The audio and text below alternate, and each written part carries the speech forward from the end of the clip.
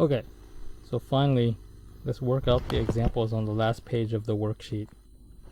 So in example 3, we're given this function here, z of x.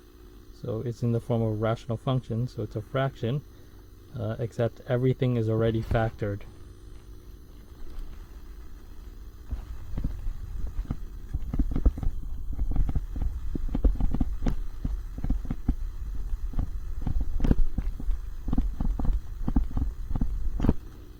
So what that means is it simplifies some of the work we have to do in determining the asymptotes. Okay, so first, what do we do for the x-intercepts? So if you remember from the previous page, how do you find the x-intercept? You set the top equal to 0.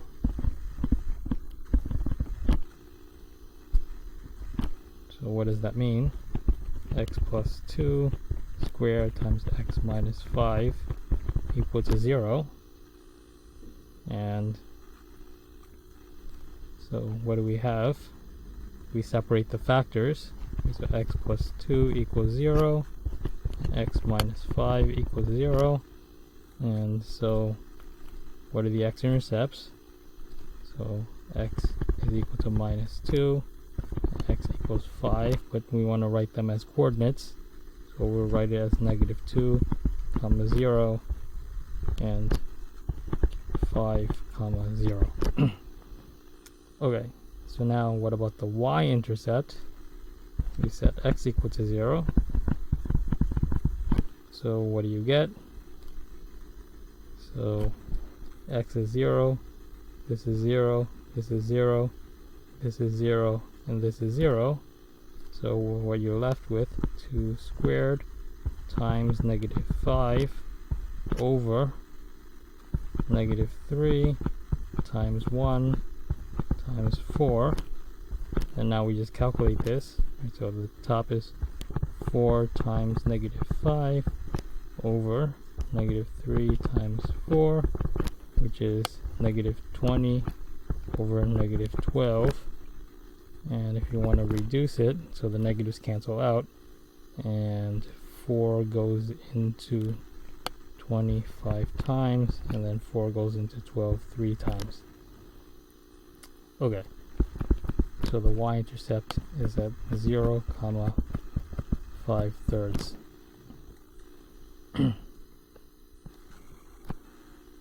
Okay, so now what about the vertical asymptotes? So if you remember, first cancel out any common factors. So these don't have any common factors. So the vertical asymptotes is just setting the bottom equal to 0.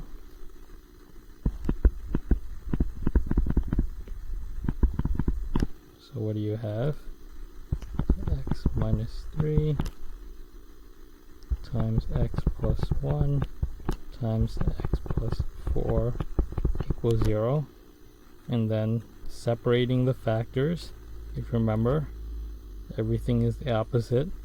So x minus 3 gives you x equals 3. X plus 1 gives you x equals minus 1. And x plus 4 gives you x equals minus 4.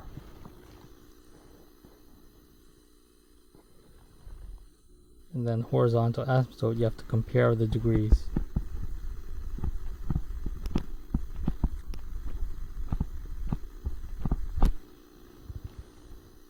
So what is the degree on the top?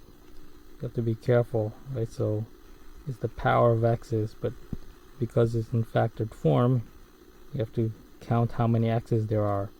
Right? So this has x squared and this has an x. So on the top it's x cubed. On the bottom is x times x times x. So on the bottom is also x cubed. So top and the bottom have same degrees.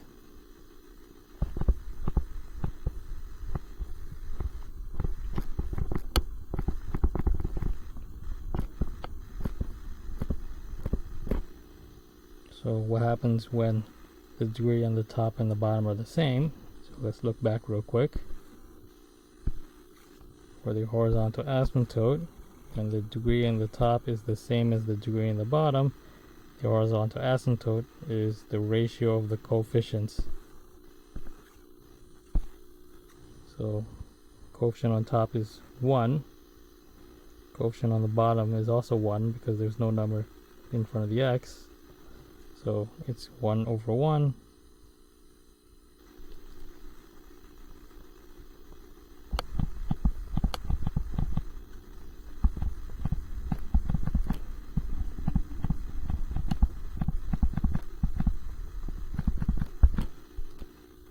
So you got 1 over 1 is equal to 1. And finally, what is the domain? Is all real numbers except when the denominator is not equal to 0. So we write as x is all real numbers except x is not equal to 3, x is not equal to minus 1, x is not equal to minus 4.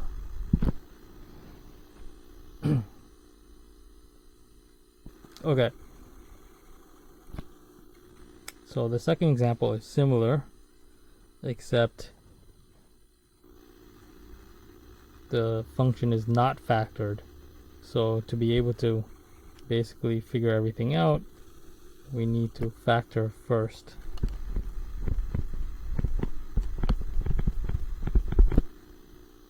So bottom is a difference of squares.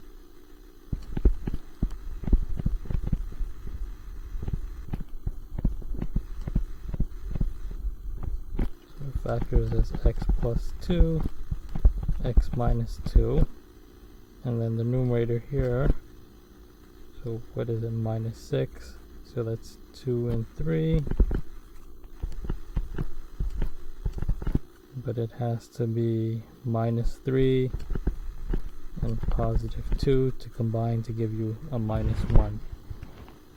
Okay, so that's the top and the bottom factored. So now how do we find the x-intercept? So x-intercept means you set the top equal to 0. So what do we have? So x minus 3, x plus 2 equal to 0. So that means that x equals 3, x equals minus 2. So we'll write them as coordinates. So 3, comma 0, and minus 2.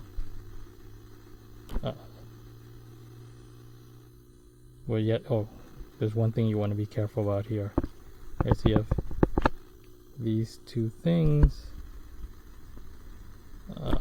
but we want to ignore this one because x plus 2 is a common factor.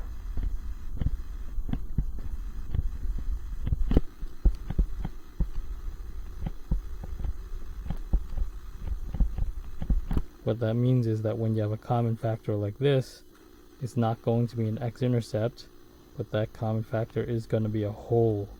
So there's a hole at x equals minus 2.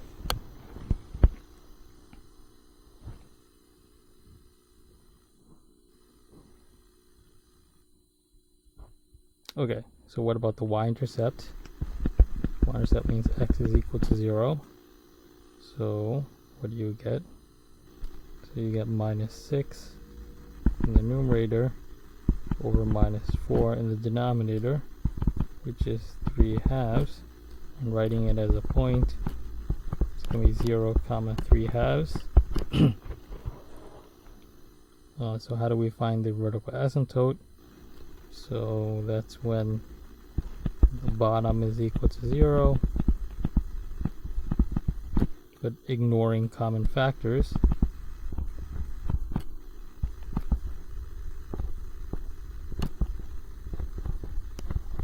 So that means we ignore the x plus 2. We only have the x minus 2.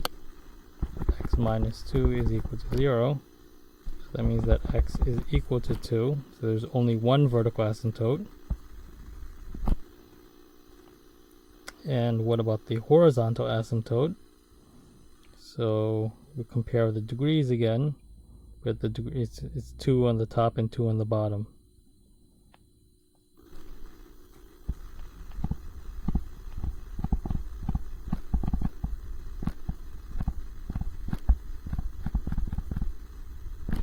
So what is the coefficient? It's 1 and 1. So 1 over 1 is equal to 1. So the horizontal asymptote is at y equals 1.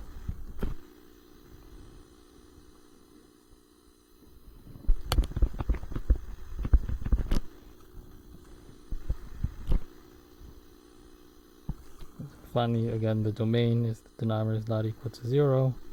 So the domain is x is all real numbers except x is not equal to -2 or 2.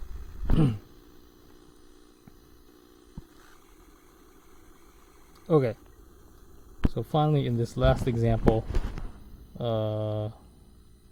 we're given the graph of a rational function and we're trying to figure out the features of the function. So where are the x-intercepts? So that's where it crosses the x-axis. So this is the x-intercept. So that's located at 2, 0. What about the y-intercept? That's where it crosses the y-axis. So that's here. So that's at y equals 1. So we're at 0, 1. The vertical asymptotes, it's these two red dotted lines. We have two of them. So the first one is at x equals -3, and then the other one is at x equals 4. The horizontal asymptote, so the dotted line isn't drawn in here. However, you can see that if you follow along the graph to the right and to the left, the function is flattening out. That means we do have a horizontal asymptote, and you can guess that it's going to be the x-axis. So you can see that the graph is flattening out. It's getting closer to the x-axis. Here it's flattening out again, getting closer to the x-axis. So we can guess that the horizontal asymptote is going to be the x-axis, which is at y equals 0. Okay, so finally we can use the information here to guess what the equation for f of x is going to be.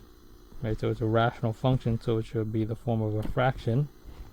So how do you figure out what goes on the top and what goes on the bottom? Well, the bottom tells you the vertical asymptotes. Right, so the bottom tells you the vertical asymptotes. So we can use the vertical asymptotes to figure out the bottom. But if you remember, the values and the factors are always the opposites. So vertical asymptote x minus 3 becomes a factor of x plus 3. Vertical asymptote x equals 4 becomes a factor x minus 4. So that's the denominator. What about the numerator? So that's coming from the x-intercepts. Right, so the x-intercept is at x equals 2. So we write the numerator as x minus 2. Right, so x-intercepts for the numerator, vertical asymptotes for the denominator, the opposite. And then finally, how do you figure out what the coefficient is? A. So you use the y-intercept. Right, so the y-intercept is at 1. So you set, and then x is 0. Right, so y is 1, x is 0. So we write as 1 equals a, so x is 0, right? So times -2 over 3 times 4. And then if you solve for a is equal to 12 over -2, which is equal to -6. So a is equal to -6. Okay.